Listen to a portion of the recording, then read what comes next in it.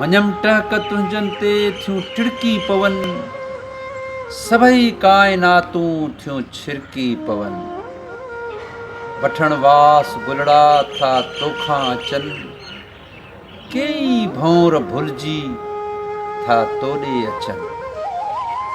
जॾहिं वार पंहिंजा तूं खोले हली थी, तॾहिं हर निगाह खे निहोड़े छॾी थी। मञा थो अञा मूं खे आहीं मिठी, मगर सिंध वांगुर तूं नाहीं मिठी, मगर सिंध वांगुर तूं नाहीं मिठी।